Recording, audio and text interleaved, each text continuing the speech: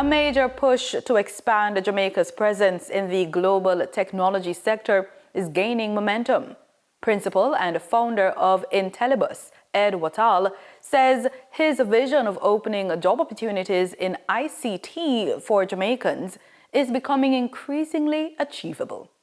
This comes as dozens of young innovators gathered in Kingston for this year's National AI Hackathon. We caught up with the conceptualizer as participants were streaming in to take their place. Well, I think over 1,000 people in the room. They're going to be competing on what is called the hackathon, which is essentially creating software and creating solutions that solve problems. We have had in the past people create solutions like a mobile app, which a blind person can use to see what's around them. Simply point the camera and it's going to tell them using AI. So it's about using AI and solving problems.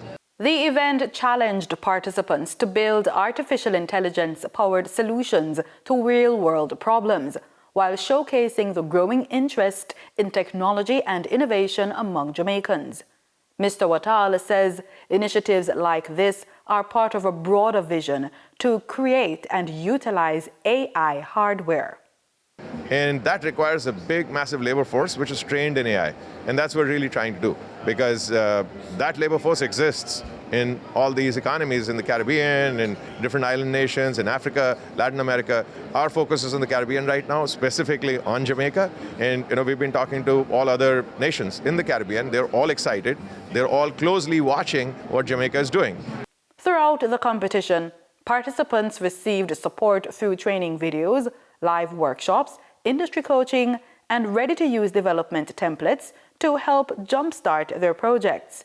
Jason Clark came all the way from St. James. An event like this definitely makes a difference. And what happened to me is Hurricane Melissa actually took off my roof. So we had to get the roof decked.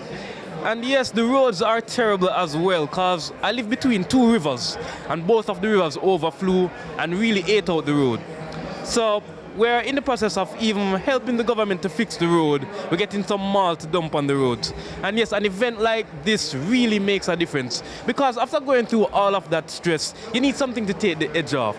So I'm really here for the good vibes. I'm here to meet new people and really have a great time. Deshaun Morgan is a student from Knox College in Manchester. There's a lot of winners here, a lot of winners, better than me even. But like I said, I'm here for the experience, the networking, and that type of stuff.